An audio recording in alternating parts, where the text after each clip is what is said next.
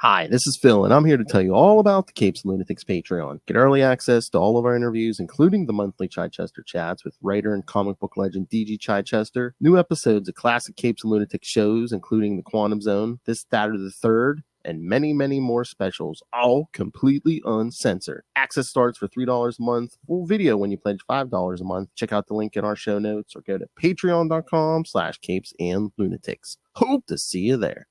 Hi, this is Dan Jurgens, and you are listening to the Capes and Lunatics podcast. Look up in the sky. It's a bird. It's a plane. It's the Electric Mullet. Dum, dum, dum. Actually, started this first. All right, everyone. Welcome back to another week of Electric Mullet. I am Phil. Joining me, as always, your number one source of Superman knowledge. It is Mr. Contact. Hey, Phil, how's it going? All right, how are you? I'm good. Just sitting here looking at how we can't stream to X anymore. Nope. Not unless you pay the billionaire money. I've already got to look at enough ads as it is and stupid crap I don't want to look at. Yep.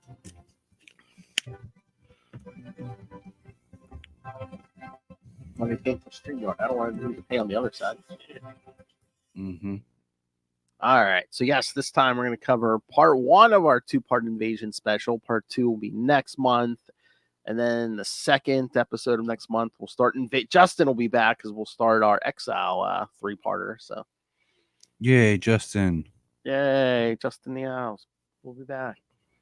The Owl Man. It's me, your old pal, the Owl. All righty. So, yeah. So, again, I feel like every time we mention Justin the Owl, we need some sort of owl sound effect in the background. Yes, I need an owl sound effect. Yes. Like, whoo! Like Jimmy Flamebird needs to be Justin the Owl. Whoo! Oh, that'd be perfect to play an owl sound. Be like, whoo! It's me, your old pal, the Owl. Yes. All right. So yes. So this time we'll talk. We'll kind of mention Invasion 1 and 2 because that's these two Superman issues we're talking tonight take place between them. But yeah, it's not really required reading. There's not a ton of Well, there's some Superman in these. Well, especially not the first one. Not a ton, but I didn't get to read them. You said I didn't have to. Yeah. And I didn't get to read them because I had just been super busy. Like last week, I wasn't here because I was on call doing stuff for work, kind of through my whole week, and just been overwhelmed. I mean, I think they're worth a read if anyone ever gets a chance. But was it all these ones or just the first ones? Yeah. I think it was all of them.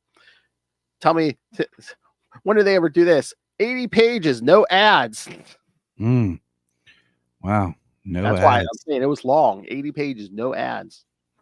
From cover to cover, no ads. That's crazy. And the craziest part of all, it was only $2.95. Yeah, that is unbelievable. 80 pages of story for $2.95. That's the kind of stuff that we dream that we have now. Mm-hmm. You know, that's the kind of stuff that we look at like, no, that's not possible. No. 80 pages, that's a whole crossover series. I know. And I remember in 1988, I was a kid. I wasn't spending my own money, but I remember thinking, oh, man, $2.95? I'm like, you get 80 pages, but $2.95, that's a lot for a comic. If only I'd known. Mm-hmm. But no, it's basically, we get a team up of alien races coming for Earth.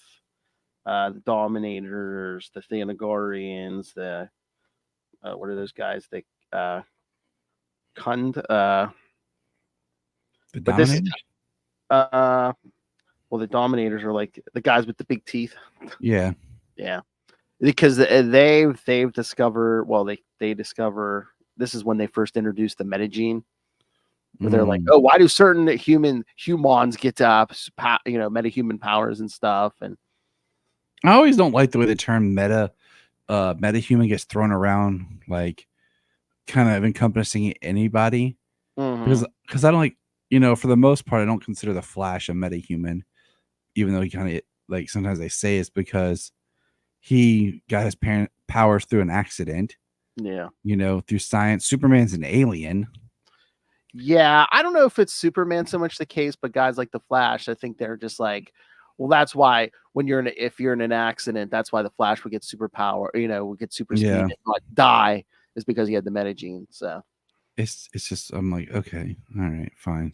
So basically, a big majority of the at this point of the DC universe, they were saying, they're basically mutants, but yeah, you have to like be in some kind of accident to unlock your powers.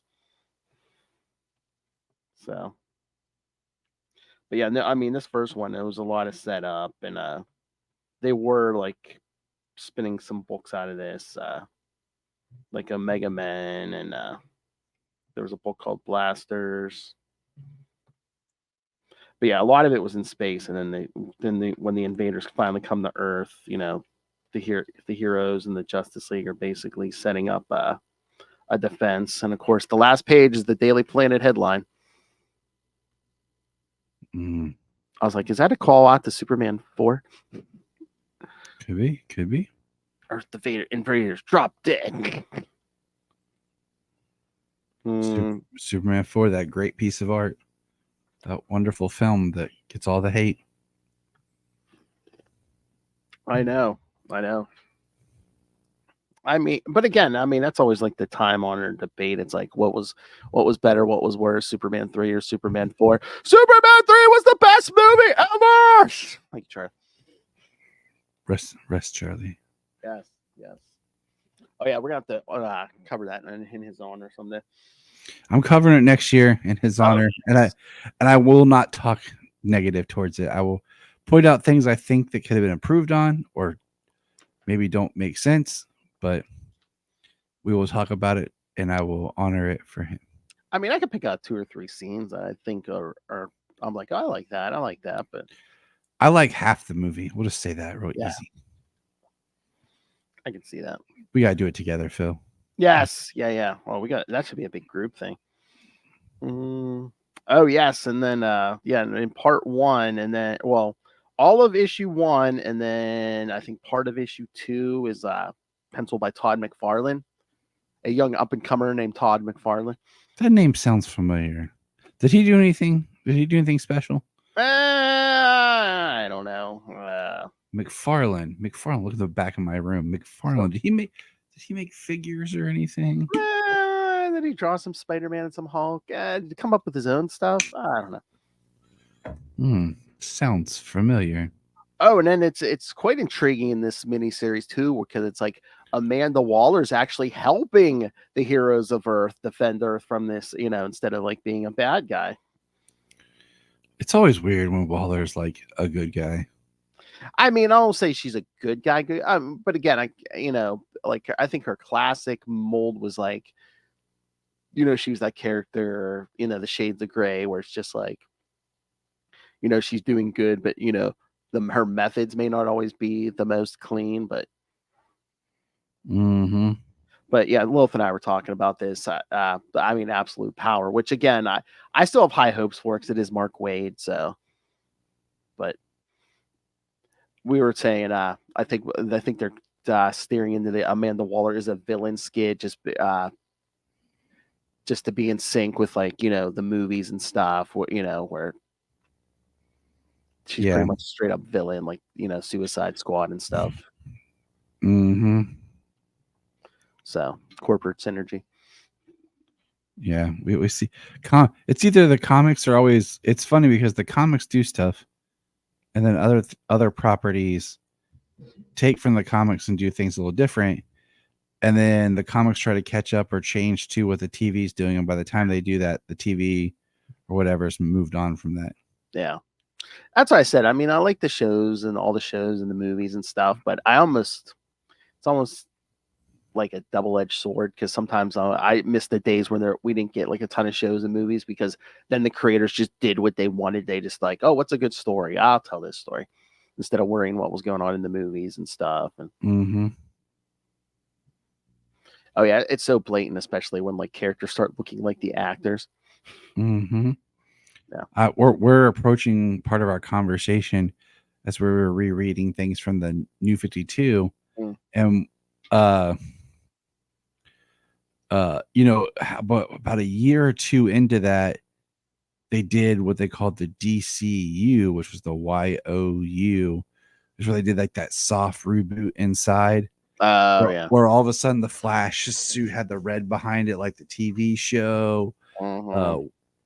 Superman was back to wearing a T-shirt and cut off his hair. And the Aquaman started to look more like Jason Momoa, and it's like they did that, and then it didn't really catch on, and then they were like, Rebirth. Yeah. They think they're gonna get all these new readers who like the movies and stuff, but I'm just like, It doesn't feel like it ever works. I mean, I've literally talked to my guy. I interviewed a guy who in a comic shop, and he was like, no, he's like, all those Avengers movies, the Black Panther movie, it didn't, increase my sales at all in my comic shop. Which is really sad that, I mean, I know they've tried to push, check out the stories that have inspired this or whatever, but it doesn't work the way we hope it does. Oh yeah. I mean, they need bigger ads during those movies too, because what was it, a month or two ago, Luke and I went and saw this Transformers thing at the movies where they showed the first 4 episodes of the original animated series, and they had a big ad. They had a big ad in the beginning where oh yeah, go check out the current comics over at Image. I was like, oh nice. It'd be nice if they did something where they start out they have the directors and stuff of these movies come out, and if the directors would okay, for example, you have with Superman coming out, you'd have James Gunn introduce the film, but next to him is Josh Williamson or something. It's saying something about the comics and checking it out and plugging the DC world, and how they do sometimes they'll throw up the QR code, scan this QR code to sign up even for the app, Yeah, that's what I was gonna say. Yeah, either get a subscription to the app. We'll do that, and even say if it's based on a certain story, be well, here's the collection where you can get right now. It's thank you for coming to see Superman. Scan this, you get a free 1-week trial of the DC app, and check out All-Star Superman or whatever that's inspired today's movie. Something like that. Yeah. Or here's a free scan this code to get a free digital copy of whatever Superman comic. Just something where you're really trying to bring more interest. So, all right. So like we said, the aliens are coming. These all these alien races are trying. I don't know, not enslave Earth, but almost just annihilate us. I don't know, but. Oh yes, and they when they get to Earth, their staging area that they take over first, that they are attacking from Australia. Yeah, all I could think of retroactively is poor Nate. I was like Nate McKenzie, Connor. What the F? I was like Ray. I was like, just going down the list. I was like, but yeah, that was I was like, why Australia? Just poor people. I mean, maybe because it's isolated for more than the rest of the. Is it a Superman 2 callback? The one that they've landed in Planet Houston, where he says, Lex Luthor, what do you demand? He's like, Australia. Lex Luthor, President of Australia, activate the machine. All right. And then meanwhile, while this is all going on, Superman is still having a few problems. So yes. Right. So should we get to the actual Superman issues? Let's do it. All right, because one comes, and then you get the 2 Superman issues, and then we could talk a little bit about the second invasion, but a lot of it is just Captain Atom puts together, basically gathers the superheroes of Earth, and Superman basically leads the attack on the fleet. Captain Atom does all the work. Superman gets all the credit. Yeah, but again, like I said, Superman's having trouble at the moment. So, But yeah, I don't know, Tyler. What's your thoughts on Todd McFarlane's Superman? It's not bad. Hold Mhm. on, I'm trying to get it to pull up here. Yeah, it's just a little. His Superman. That's from issue 2. Yeah, I mean, it's not bad, but it's a little different. I think sometimes at this time, I think it's not loading. All right, hold on. But yeah, it's not bad. I don't think Todd McFarlane's ever drawn anything bad. Yeah, it's being stupid. But Oh yeah. yeah, I'm using the iPad today because it's not dead. Thanks, kids. Yeah, I just pulled my floppies because, like I said, it's still, no Adventures of Superman, and we're still in that gap until we get past 450. Yeah, once we get to 451 during Exile, we'll be back. And Is that what we're doing first? Is Adventures? Okay. Superman 26, which is on the app. So yeah, I was like, man. All right, let's do this. All right, there we go. All right, Adventures of Superman, Volume 2, number 26, December 1988. It's just a shot away. Writer Roger Stern, penciler Carrie Gamble, inker Brett Breeding, colors Petra Scodish, letterer John Costanza, and editor Mike Carlin and Renee Witterstatter. All right. Superman and the MSCU investigate the mysterious crimes of Baron Sunday, a crime lord who has been murdering people through apparently supernatural means. For meddling in his affairs, the Baron swears that he will kill Superman as well. And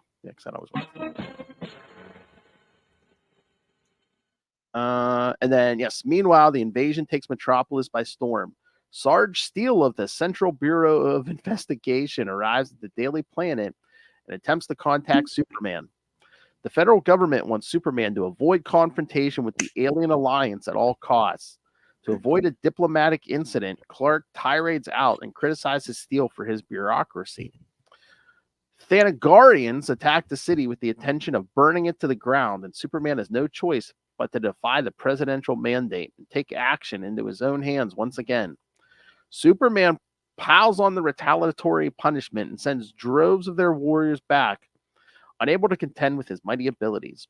However, the moment the Hawkmen retreat, Baron Sunday uses a voodoo doll taken from a shred of Superman's cape and sends him plummeting to the ground in pain, down into the sewers, unconscious from pain and halfway dead.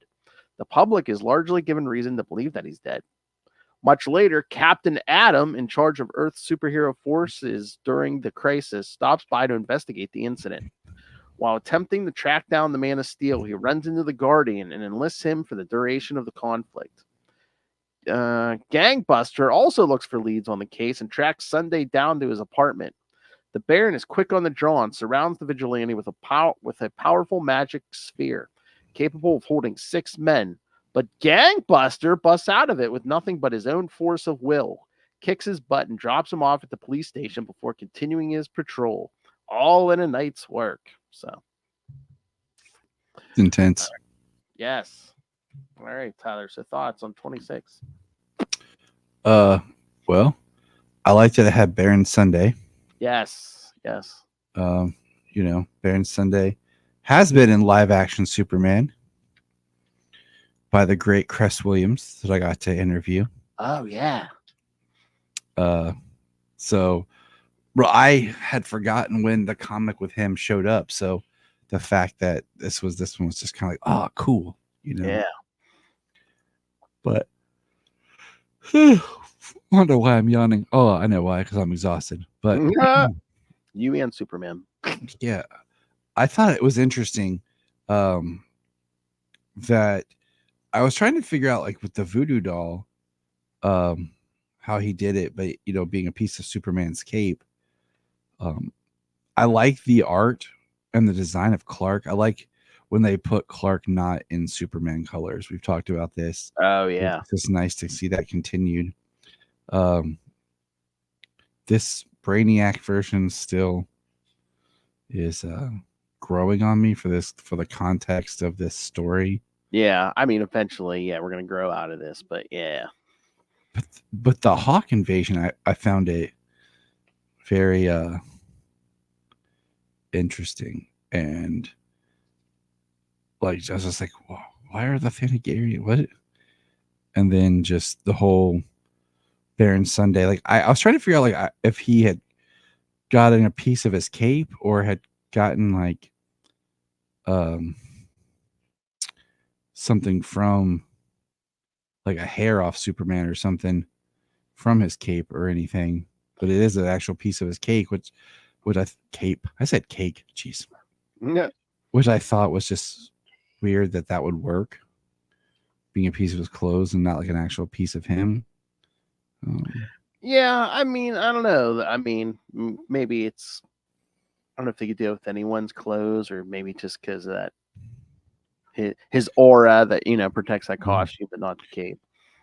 I want to know, like, I had to chuckle when Captain Atom meets Guardian, and he's like, "You're probably not," and he does the whole like, "You're probably not old enough to remember, but I used to be a member of this All-Star Squadron. I work with security for Project Catamus, but unless you have the proper clearance, I'm not at liberty to discuss the project." And he has holding his badge. I don't know why I just laugh. Like, well, that's why funny. are you even like? Yeah. Why are you even talking about it? Like, unless you have the proper clearance. Yeah. I love that. It's like, yeah, I work for Project Catamus. What is that? I can't tell you. Let me pull out my clearance because I'm Captain Atom. I'm really like energy in a containment suit. Yeah. It just cracks me up.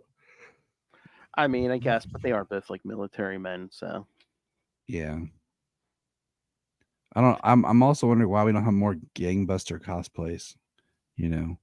I know. I mean, that suit. I like that suit. That's not bad. So, but I do. Yeah. I found it interesting when he busts in on Baron Sunday, Mm. and he crushes the doll. Oh yeah. Like, I'm like, how does it work? How's this voodoo work? Like, Yeah. did you didn't pull the pin out of it? It looks like the pin comes out when you crush it, but if you crushed it, would that hurt Superman more? Like, and I'm just wondering, it's like, can anyone crush that doll, or does it have to be? I mean, spoilers. Does it have to be the person it's made of? Made to represent? yeah, like I was just like, Again, I mean, the Baron Sunday has to have some kind of supernatural power because he did affect super. But it's like, yeah, they really don't explain it, except it's voodoo.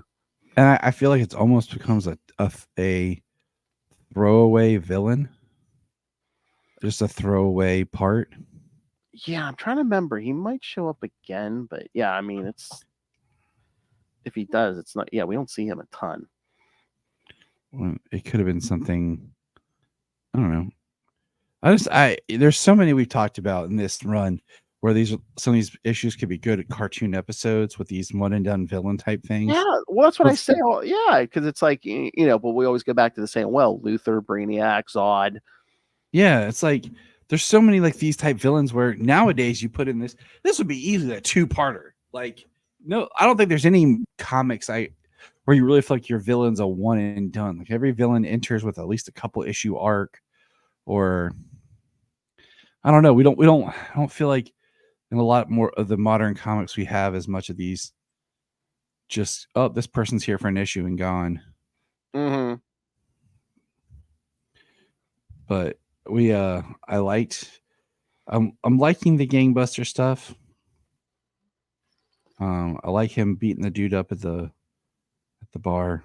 Oh, I love at the bar when the guy tries to hit him from behind with that chair, and it does nothing. It just breaks the chair. I feel bad for the chair. And then they at the end, Gangbuster drops Baron Sunday off with the police, and then we have Jimmy with his signal watch. Like, where are you, Superman? Where are you? Ever since he got blasted he got a double whammy with being blasted by the Thanagarians and the voodoo doll. Like, that's just, I just feel like that's just, I don't know. It's multi-layered storytelling, Instead of just making this story about the Thanagarian invasion and what's going on there, they add this other layer with the Baron Sunday, where that could have been something that was still going on in the background to come to fruition later, because of how the story starts with Maggie and Dan investigating.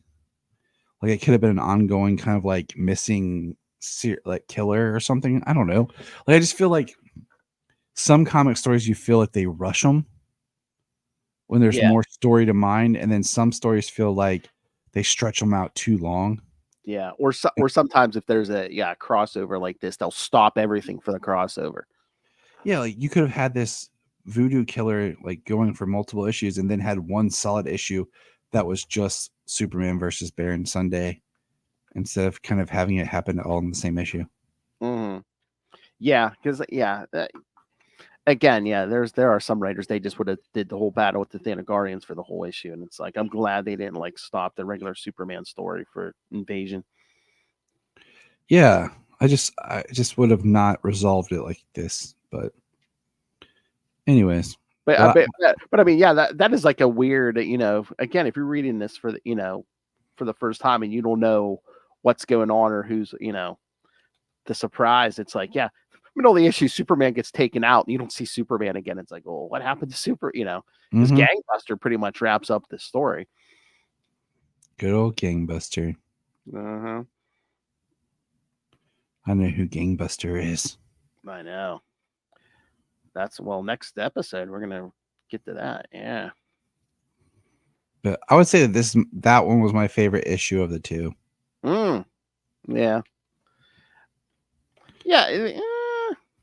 Wait till we get over this, but this one might be the best one. But yeah, poor Clark still hasn't fixed his bed. He's still sleeping in that chair. Yeah, that's how he does. Sometimes he's just in the mood to sit and brood, man. I know, but lately it's always been doing is just sitting in that chair falling asleep. Hey, I get it. I sit down. I just want to sleep.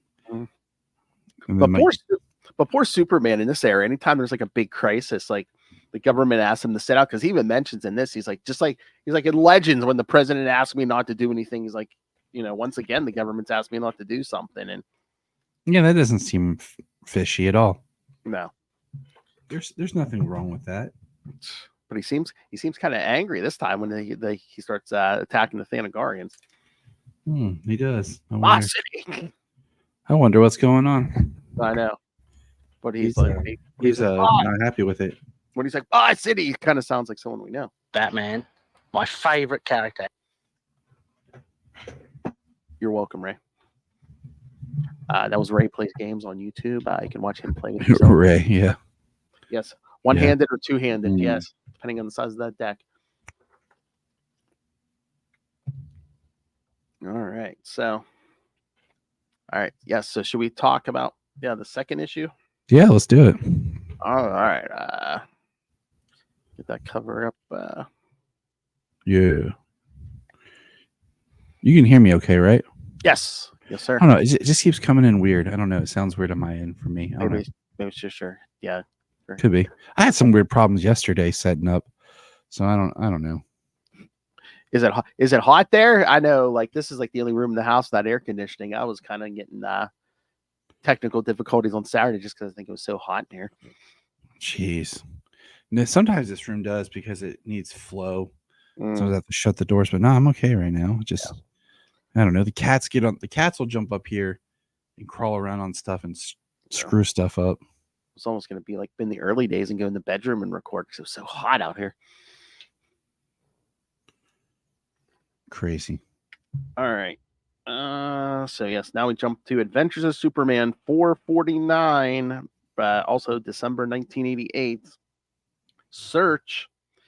Writer and penciler Jerry Ordway, inker Dennis Jank, colors Petra Scotty, shredder Albert de Guzman, and editors Mike Carlin and Renee Winterstatter. Superman is still missing after he fought the Thanagarians and took a dive. Guardian is out searching, and instead he finds Gangbuster, an unknown vigilante who employs somewhat more controversial tactics and is wanted by the police. The two of them get into an argument about idealism, which quickly escalates into physical combat. A blunder by the Newsboy Legion trying to help out their pal sends a car careening towards the two grappling heroes. At the last second, Gangbuster pushes Guardian out of the way and absorbs the full brunt of the impact, crashing into him and sending him diving straight into the river. He escapes, and Superman reappears just in time to rescue the boys from drowning. It's almost like you're saying it that way for a reason, Phil. Nah.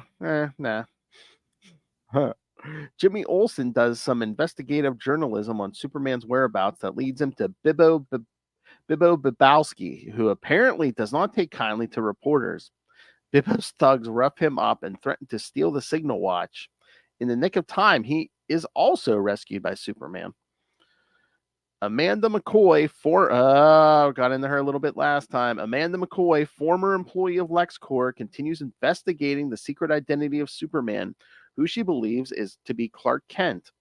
She is on stakeout with Matt Stockton at 344 Clinton Street. Good old Matt Stockton, who's, built quite similar to Clark Kent. Remember that, kids. And also investigates the Daily Planet, where she meets Lois Lane. Back in commission officially, Superman receives word that he has a meeting scheduled with Captain Atom to discuss military action for the invasion. He is to be sent on a diplomatic mission to the Alien Alliance to negotiate a ceasefire. Sending transmissions back to the Pentagon, Superman meets with the Dominators on their mothership and talks to their highest caste, claiming that the many sovereign nations of Earth need time to decide on the ultimatums issued demanding the surrender of all metahumans. They decide that there will be a one-day break in the fighting before the invasion is resumed. Even the Man of Steel is left somewhat stirred by the confidence of the invaders and their ability to completely annihilate the forces they're intent on conquering.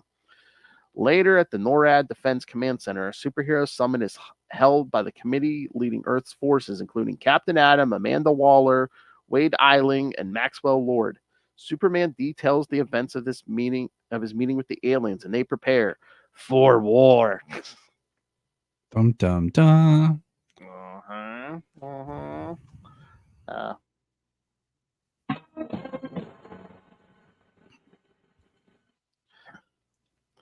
So yeah, this one wasn't as bad, but it a lot more focused on invade. Well, I mean, we still got some subplots in here, but a lot more invasion stuff in here. Well, it's one of those we're still kind of ironing out who Bibbo is. Yeah. It's like, is he Superman's pal? Is he a thug? So I'm not 100% keen on this version of Bibbo. Yeah, not yet. So, but yeah, we have the Guardian and Gangbuster fighting. Round one, kids.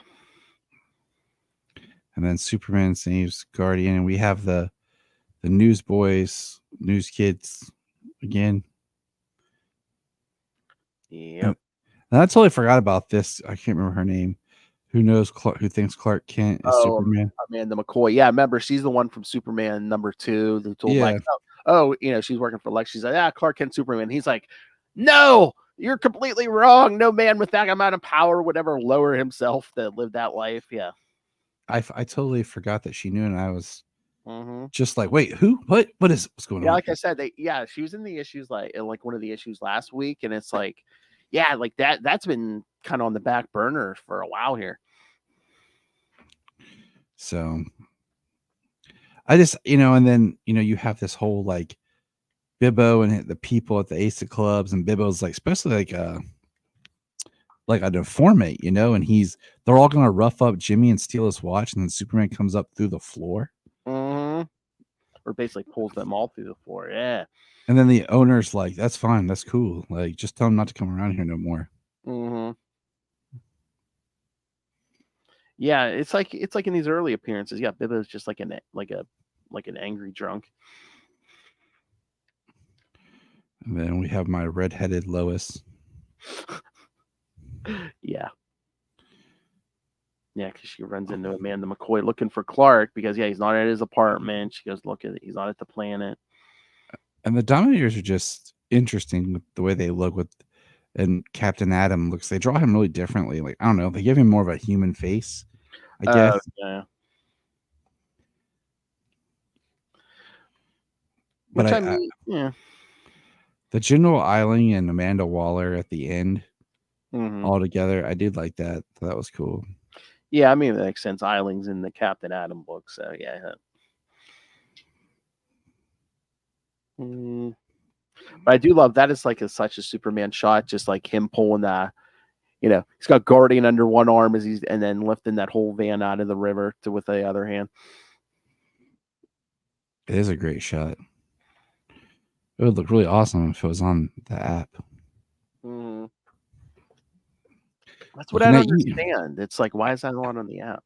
Yeah, I don't understand why there's this huge gap. Like, it's like 5-6 issue gap. Yeah, I mean, unless they didn't, could they not find copies to scan in? I'm like, yeah, I'll find you some copies to scan in. DC, pay me a price. I'll scan them in for you. Mm-hmm. I don't know. But yeah, like we said, yeah, Superman. It's a 24-hour ceasefire. Which, yes, that does pick up in Invasion #2. Yeah, it's like the Invasion issues are on the app, but yeah, those Adventures of Superman issues are on the app.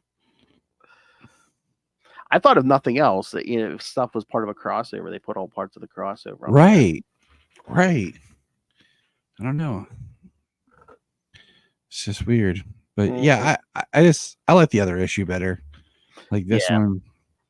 This one, I feel like it's just little chunks of story of like, it's all like little subplot stories to just move us to the next issue. I don't really feel like much. Like, yeah, it ends with a ceasefire, but I feel like it's all set up. Like every one of the subplots feel kind of like set up. Yeah. It's that weird thing where it's like, they want to push their Superman story ahead, but it's like, you kind of every DC book has to like acknowledge Invasion in some way, shape, or form. So yeah, I mean, and then Invasion 2 is basically both sides are like, well, they're gonna attack us, so we better attack first. That makes perfect sense. Yeah, I know.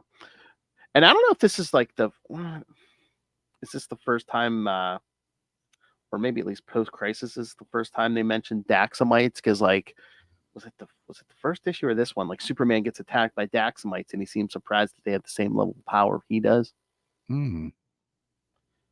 I mean, eventually, by the end of the second one, they basically they're like, we're working for the wrong side, so they kind of help the people of Earth and drive off the invasion. But then the Daxamites kind of have to retreat too, because like, I don't know, I guess there's enough lead in the atmosphere that they're.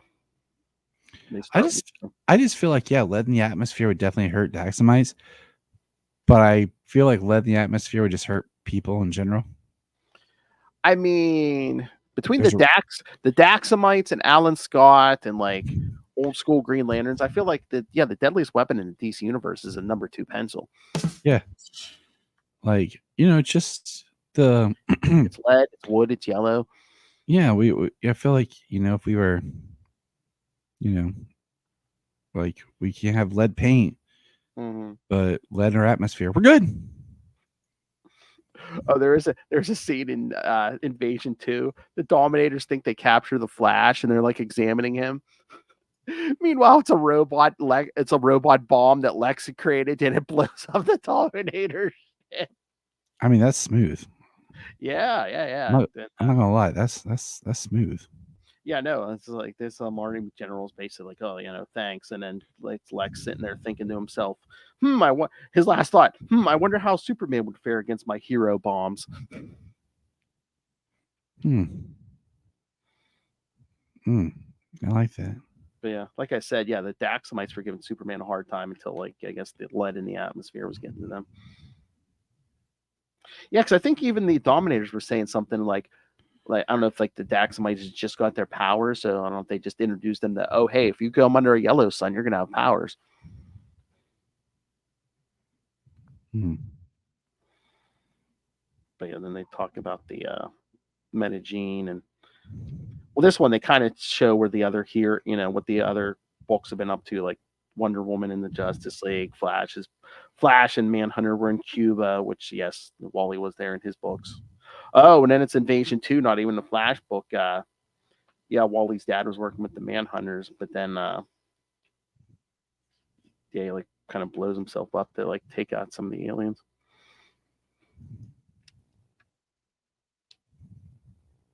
Kind of redeeming himself because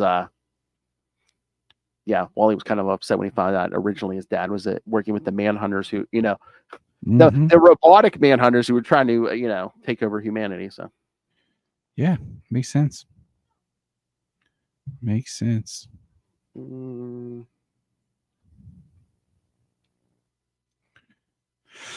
But yeah, at the end of 2, it looks like they drive all the aliens off. But yeah, there's one more issue, kids.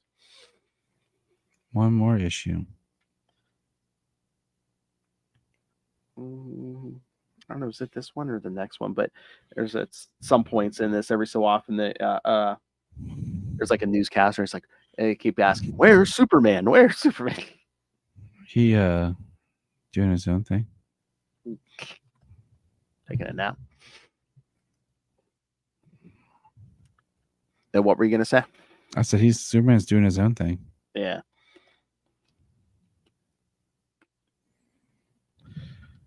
So pretty, again, and then next episode, next month, the first episode of next month, we'll wrap up Invasion. And then the second episode, we'll start our 3-part Exile, where Justin will be here for all 3 parts of that. I'm excited.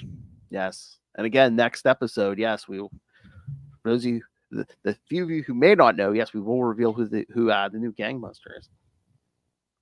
Because him and Guardian get into another fight, and Guardian's the one who kind of figures that, reveals it. Sounds good. All right. Yes. So any other thoughts, Mr. Tyler? No, not this time around. Like I said, there's a lot of pieces moving and shaking here. Yeah. But yeah, I'm just glad they didn't halt everything for Invasion. All right. I'll give you the exact issue numbers for next time. Next up on Mullet, Phil takes you into the deep, dark space. Tyler fights in the Fortress of Darkness, and Justin rejoins the team. Will they survive? Find out next time on Mullet. That'll be the one after the next one. All right. Yes. So for the second part of our 2-part Invasion, next time we'll talk Superman 27, Adventures of Superman 450.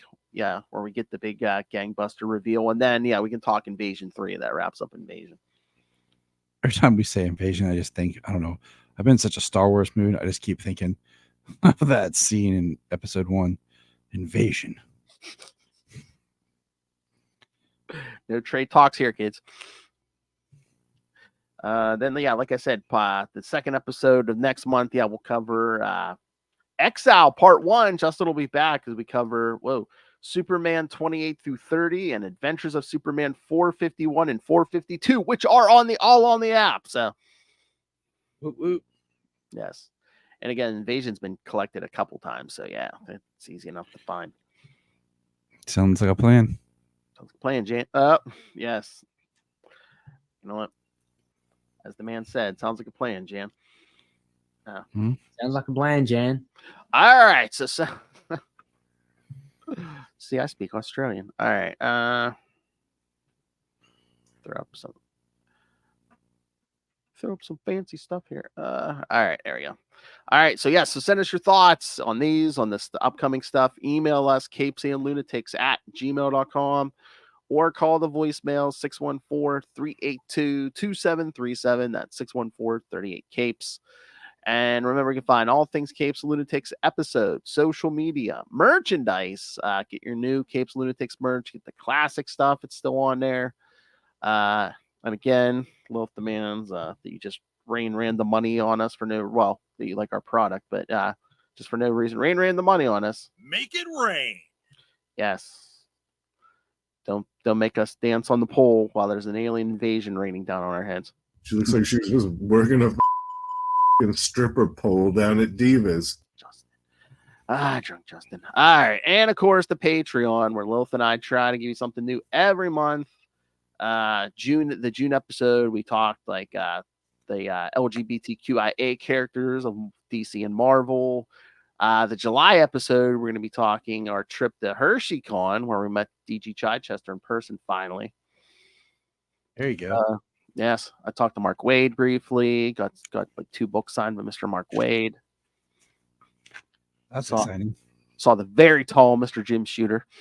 All right. So so find all the, you can find the Patreon at patreon.com/CapesandLunatics and everything at tubespace.ao/CapesandLunatics Podcast Network. It's tubespace.ao/CapesandLunatics Podcast Network. More vicious and brutal than ever.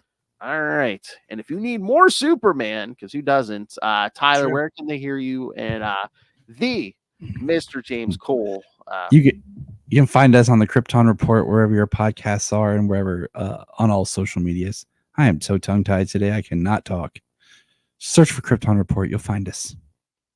I think we need to call him Gangbuster, and you can hit him over the head with a chair. I can do nothing. Yeah, he's. I joked with him. He's currently returned to the woods. He's out camping. I was like, he returned to the forest, become one with nature. Talking about Bigfoot. Be careful. Oh, that's gonna be. Oh yeah, Bigfoot. Oh, Bigfoot was out in the woods taking pictures of James Cole. See, and he took him back and showed his kids and said, "See, kids, I told you they exist." I told you he was real. But Daddy, I'm scared. The cold won't bother you, baby. I promise. The Cole was just a myth. Yeah, the cold is just a myth. I love it. All right. Thanks for joining us. Again, we'll wrap up Invasion next. When we come back next month, we'll wrap up Invasion, and then the second episode will start Exile. And the 3-episode return of Justin the Owl. Telling you, gotta get an owl sound effect for next time. Yeah, I do. Every You know time- what? I do a bunch of other shows with him. I do need an owl sound. Just need to, every time you say Justin the Owl, I just need to hear. Who is that over there? Woo, woo. How's that sound? I'm working on trying to get my microphone in a better position. No. It's a never-ending battle, Tyler. It is. All right. Speaking of, come back next time join us for Truth, Justice, and the Mullet Way.